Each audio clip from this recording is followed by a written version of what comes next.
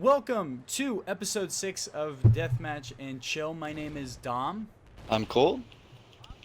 and today we're going to be looking over some of the stuff that came out this week. The new Halo Infinite technical preview is out right now, and Colt, you're loving it? So far, so good, yeah. Alright, cool.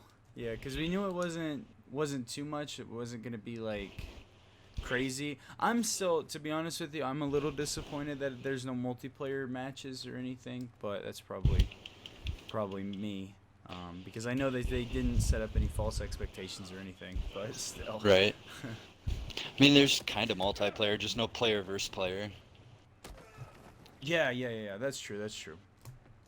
Um, maybe they'll drop something later in the technical preview or something. Maybe give an opportunity for that. That would be super cool if they did. But who knows? I mean, I know I was reading a Forbes article this morning that they were having some issues getting the servers up and running, so that's okay.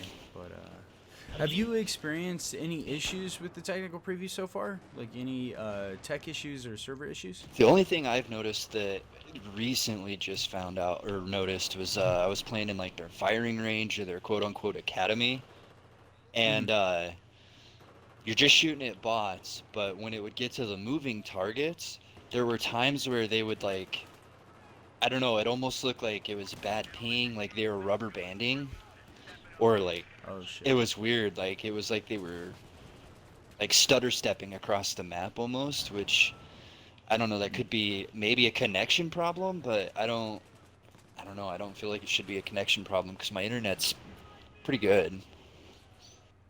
Yeah. Yeah. That. Hopefully it's a connection problem, but I don't know. I mean, I know PC was having some issues. They were saying a lot of the stuff that they were optimizing for, focusing on this morning, was for PC, because a lot of people were having some issues in getting it to run. But it's great that they're doing this, so far out from the actual release of the game. Because do you know when it's supposed to drop officially? Um, Honestly, I can't remember off the top of my head. Yeah, I thought it was. I thought they were gonna stick with just like kind of a holiday 2021 type thing. But let me see if the multiplayer is gonna be coming out. There we go. Halo Infinite release date. Let's see. So it just says holiday 2021 from. Wait. Halo Infinite. Okay, this was 52 minutes ago from an article called Metro, which is a UK website. It says that it was revealed for. Hold on, I don't want to say anything here. Let me check this out. It's in Spanish. Oof. Oh, they're. God, I hate clickbait articles, man. I hate that. It wasn't revealed. So yeah, just holiday time. So probably November, December, because I think it was slated for December last year, right? Initially, And then yes, I before it think got it was, delayed. and then it got delayed to I can't remember if they said summer or if they just said it was going to be delayed. Hmm. For some reason, I feel like it was saying summer, and then it got delayed a second time to holiday. I, Oh, okay. I could be wrong, but I feel like that's Yeah, what I'm they not too said. sure. Sorry, I can't help you out on that one because I haven't paid attention to Halo. As I'm gonna be honest, I haven't paid attention to Halo as much. Battlefield has really like taken center stage for me R lately, right. but this might be kind of a good segue. So I noticed a lot of the multiplayer, well, a lot of the games that are coming out that we're really hyped about for are really multiplayer games. Um, And the reason I think that serves as a good segue is because earlier I mentioned that development team that started, but before the podcast, there's this new development team starting up called That's No Moon, which is being led by people from Infinity Ward, from Naughty Dog, that have worked on Call of Duty and worked on, I think, like Last of Us and stuff like that. And they're coming together. Now, what's interesting about this is they're making single player games. That's what this like whole company is being formed around, and it was just kind of weird for me because they had a lot of this multiplayer experience in the dev team, but they're coming in to do these single player games because the genre, I think single player occupies kind of a weird space in modern gaming. You know what I mean? Because I think the popular stuff is really multiplayer. It really is. Except for a few like Spider-Man and God of War and things like that. But I didn't know how you feel about that. Would you like to see more single player games be coming out, or would you like to see it go more multiplayer? What do you think's the best model for, or the best I don't know how to put it, the best like variety for the gaming industry? Right. I've always been more of a multiplayer person myself, Mhm. but if there's gonna be a dev team that make mainly single player games, I feel like that would be a good dev team to do it because I personally enjoyed like Modern Warfare, Modern Warfare 2, and even Modern Warfare 3's like campaigns and stories. So I think that'd be a Mhm. good dev team to focus on single player. Yeah, for sure. Yeah, you're probably right about that. I never played like the old. I played the first Modern Warfare's campaign, but I never played like Modern Warfare 2, Modern Warfare 3. Back in the day when I was doing like, I remember Modern Warfare 2, Modern Warfare 3. It was like always the multiplayer was always hopped up, and campaign got overshadowed. And now I kind of miss that. I kind of miss the campaigns. You know what I mean? I think I like games where they mix single player and multiplayer. You know what I mean? And Right. not a ton of games do that nowadays. There definitely seems to be fewer of those, but if you ever get a chance to go back and play like Modern Warfare 2, Modern Warfare 3 storylines, like I recommend it. Like those were good stories. Yeah, for sure. I'll try to go back. I think they're not on Game Pass, are they? I didn't think I saw any Call of Duties. I don't believe so, but I could be wrong. I don't think they are Shit. though. I'll check that out at some point. But anyway, speaking of Call of Duty, Modern Warfare 3 is being rumored to be coming to be bundled with this year's Call of Duty. Now, what do you think about that? I think that could be their saving grace, and if they actually do it, I'd be stoked because Hmm. Modern Warfare 2 and I think Modern Warfare 3 were a couple of my favorite Call of Duties. Yeah, for sure. Um, Modern Warfare 2 definitely. The Modern Warfare 3 I'm less familiar with, but yeah, from what I have played of that, it was super fun. I'm a little worried with, I don't know whose mindset it is over there at the Call of Duty team or the Activision team, whoever's making these decisions. I'm a little worried that they're going to be using these remasters as ways of making up for bad new games. You know what I mean? And they're introducing these things more of as just a supplement, a remedy, rather than actually making decent new games. Right, and I get that, and I agree, but at some Mm. point they're gonna run out of good games, like good classic games to remaster, so then they're gonna be screwed either way. Yeah, and then when that happens, oh shit, they're gonna really have to go back to the drawing board and pull an Assassin's Creed or something. I was really hoping, because I mean, it's no secret, Activision's in some hot water right now due to the recent lawsuits and scandals that's coming out about their studios and whatnot. And needless to say, they've got probably one of their most competitive years ever, I would say, with Battlefield 2042 as a heavy hitter, and you have Halo Infinite coming in at free to play. They've got some serious competition. They're having issues over there. I was hoping to see them take a year off. You know what I mean, personally, I and think, maybe just release the remaster and then come out with the new Call of Duty next year. I mean, I agree. I think it'd be beneficial, but Hmm. Activision being Activision, I don't see them taking a year off. Yeah, That and it's kind of concerning too. But go ahead. right? I no, I agree. It is.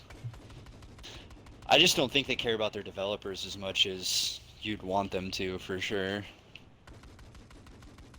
Yeah, and it's kind of a shame seeing this franchise disintegrate the way it is.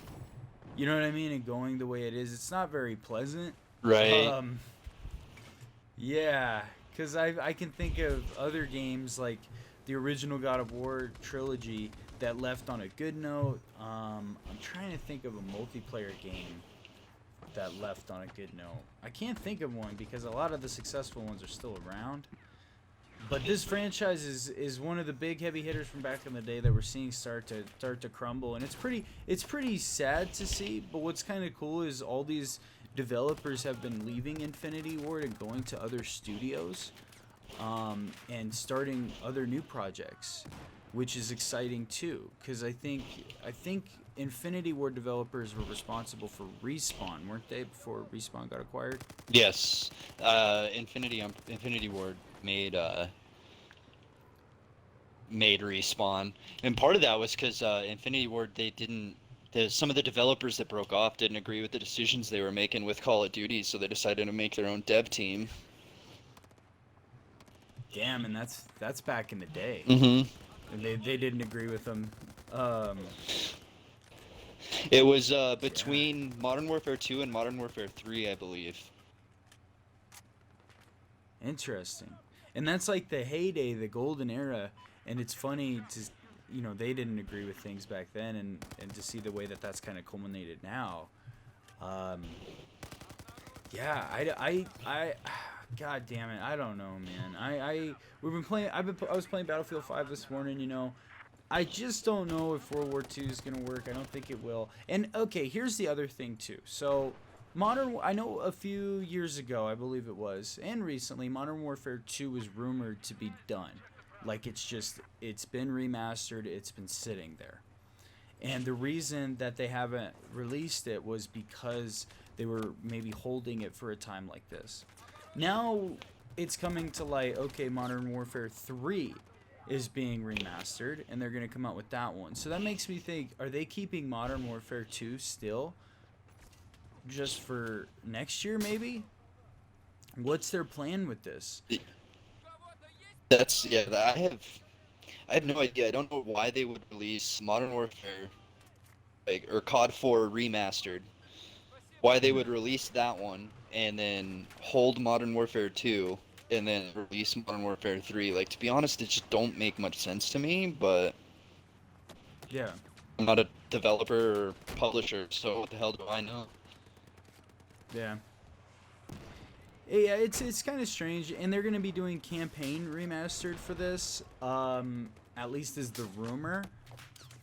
There's got to be some multiplayer with that, right? Like they've got to be planning on releasing it. I would hope so, because I don't think the multiplayer or the campaign alone, like as good as it was, or at least as good as I thought it was, I don't think it's enough to. It wouldn't make up much extra money. Yeah, because it's really just the nostalgia factor. Yeah. And Call of Duty's. Oh my God, has Call of Duty become the new Star Wars? Well, Star Wars is still doing it, but it seems like Call of Duty is kind of going the way Star Wars did, where they came in with this new series, these new games, and for Star Wars they came in with a new trilogy that just didn't go over with fans well. They're kind of making money off of the name, and I feel like that's what Call of Duty's doing. And I'm kind of worried. I could see it like with Activision at this point. It seems like they're either going to go down the route of let's drain these games every last penny until they're dead, or like some sort of Call of Duty resurgence. You know what I mean? Let's take a year off, let's remake it, and let's do it better. Right. I don't know which one's going to happen. I hope one of them happens more than the other. Yeah, I'm definitely leaning towards I hope that there's like some evolution in how they go about making their games, and because as much as I like having a new Call of Duty to play every year, it's also getting kind of old, especially once it seems like Vanguard is by Sledgehammer, and it just seems like a reskin of World War II. I mean, of Call of Duty World War II. I mean, maybe it's not. Maybe there's more to it than that, but I don't know. And I just thought of this just now. You're helping with World War II. I feel like those games, like the old Call of Duty Big Red 1, Call of Duty 2, the old ones before multiplayer and stuff, I felt like those were really, really awesome, fun games. And World War II is a great, like, campaign era, maybe. You know what I mean? Right. Because there's so many iconic moments. But maybe not a multiplayer game. Yeah, I So agree. that would be Like the stories that went along with like the old CODs, what is it, Medal of Honor? Like yeah. the stories to those were awesome, but I think just the multiplayer side of World War II isn't what I know it's not what I'm looking for. I mean, I guess I can't speak for the rest of the Mhm. community, but I'm over like old weapons, old attachments, like Yeah. I think Battlefield's doing it right with Portal. That way you have the option of using those kinds of soldiers and guns if you want, but you don't have to. Yeah.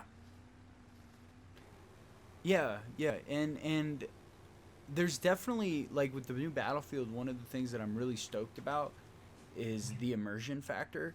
For Battlefield, that's always been super high for me. You know, I get really immersed and I'll get like really intense and into the game when I play Battlefield because it is so immersive for me. With Call of Duty, I'm always very much aware that I'm playing a game, that I'm playing a sweaty game with people who are trying to be like esports pros and shit. So I would almost like to see Call of Duty if they did some sort of transfer away from like the 3-lane map and kind of go for a more immersive setup. I would be down for that. I think that would actually be really cool now that I think about it, because maybe that smaller TDM style isn't where the future lies for esports. I don't know. Halo seems to be coming in with this new esports scene. They're with the Halo Infinite, that's something that they're trying to push. That looks cool. But I think Call of Duty, I don't think it's really working for them anymore. I think that kind of multiplayer game style is almost showing its age. You know what I mean? And it's not innovative enough, and maybe it's just not new enough. Right. Yeah, I agree. I But think people are looking for more because that's the biggest complaint about X Defiant right now that I'm seeing too is that it's like a reskin of Call of Duty. oh really? Yeah, I was listening Oh, to I think interesting. it was Podcast Unlocked and they were pretty much just roasting, just frying the game like the whole time. Oh man, really? That's interesting. Because I was kind of excited for Yeah, X no, Defiant to see what they do with I'm it. excited as well, but Yeah. they were like their biggest question too, they were like, who's this made for? Like they're like, this isn't what Splinter Cell fans want, this isn't what Division fans want, and I get that, but Mm. as a fan of Tom Clancy, like the brand name, I guess, I'm excited for it, but Yeah, for sure. It definitely looks cool, and X Defiant might be a good instance because Tom Clancy was a very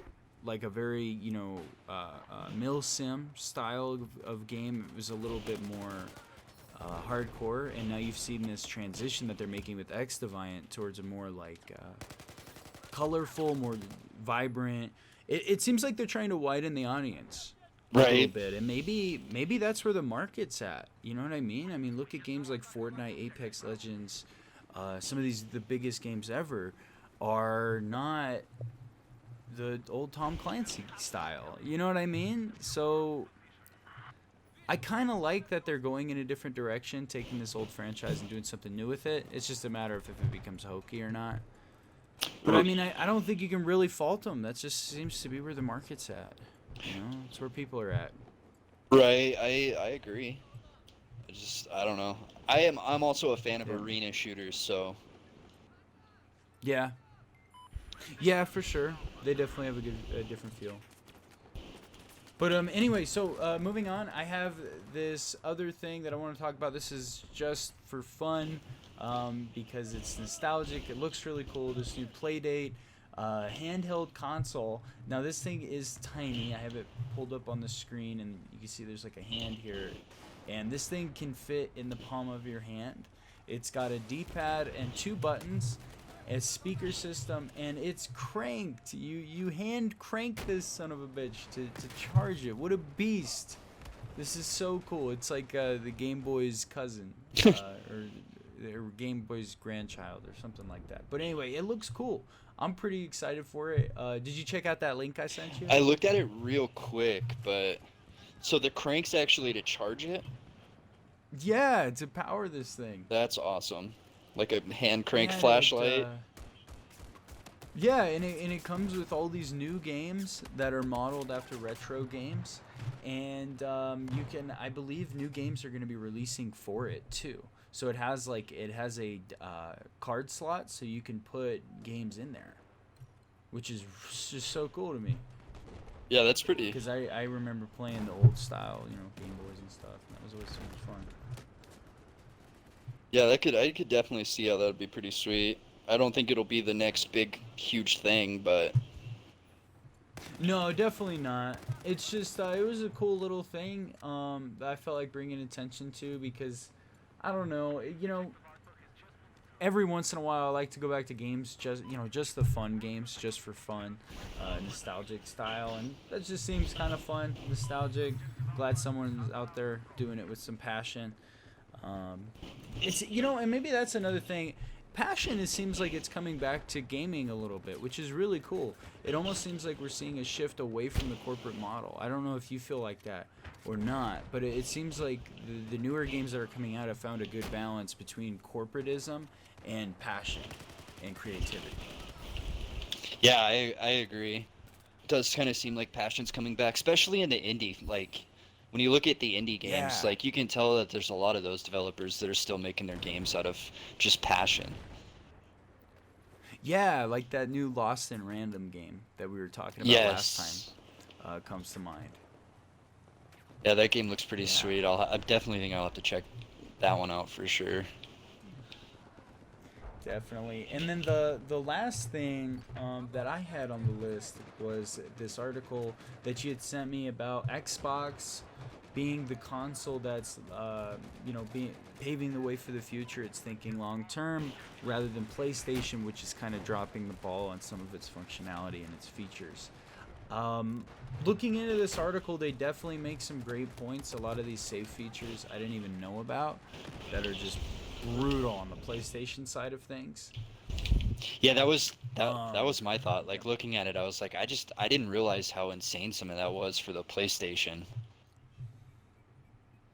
Yeah, it's ridiculous, and it almost seems like that kind of, when I was reading the hassle, there was a paragraph in here about what he had to do to get his save down. Where's it at? Okay, so if you don't have the PlayStation 4 with the game already pre-installed, still available, you must download the PS4 version to your PS5, sync your PS4 cloud save to the console so that you can get your old save info, and then you have to convert it to a PS5 save, delete the PS4 version of the game, and then re-download the PS5 edition of the game.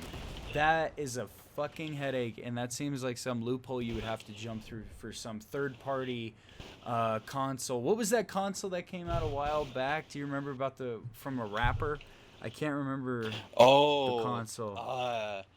Soldier Boy made it, but I can't remember the name of the console off the top of my head. Yeah, the Soldier Boy console. But just seems like the kind of shit you would go through for some sketchy third-party system that doesn't work right. But this is PlayStation. And what's crazy is that they made a good point where PlayStation is basically just relying on, they said clout, I think, but they're just relying on their name at this point to sell their consoles. And Xbox seems to be coming in with all these new features, like Game Pass was really big. They're buying up all these little studios. They're really making their mark, and PlayStation's dropping the ball. I don't know what that means for the future.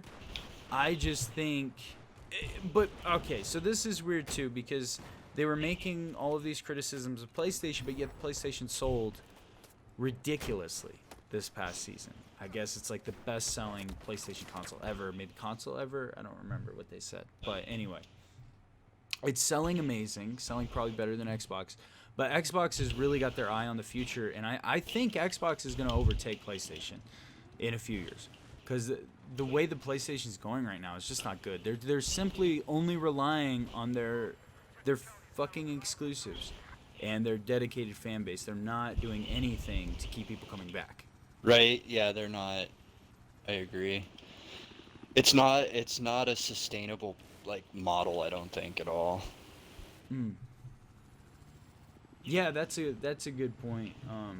Because when you mention Game Pass, that's like the best one of my most enthusiastic this is one of the most enthusiastic features of a game console that I've ever experienced. Like personally, I think it's fucking cool. Oh yeah, and you definitely get like the best bang for your buck. Yeah. And it just comes out monthly. You don't have to worry about these year subscriptions. I remember back in the day, man, it was a fucking headache when you had to go to the store and get like one of those cards with a code to put in your Xbox Live service or your PlayStation service, whatever.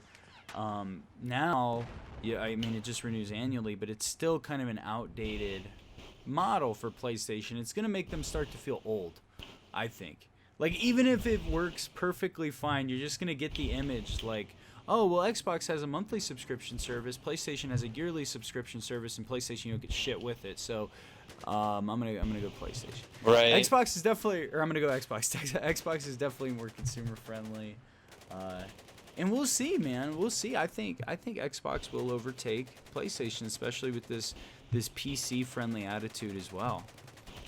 Yeah, because I remember I wasn't very. When I was on PlayStation and playing PlayStation quite a bit, I had PlayStation Now for quite a while, and that library kind of sucks. I never looked at it. I knew, I think Grand Theft Auto San Andreas was on there, but that's like the only thing I saw. Yeah, I can't remember what exactly was on there. I just know that I wasn't super happy with it, and I honestly, I maybe tried a couple games off of it, and I was like, this is not good. Like, this is trap back on. I'm gonna go back to Xbox. Yeah. Yeah, I hear that. Well, nice. I wish there was more info this week. There wasn't a ton of stuff, but there were some fun things, some cool things with Halo Infinite. Did you have anything you wanted to end on?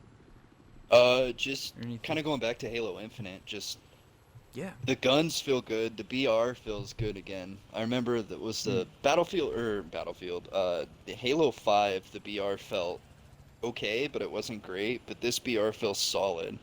The sound design is pretty quality. I'm impressed with the sound design. I like the sound design.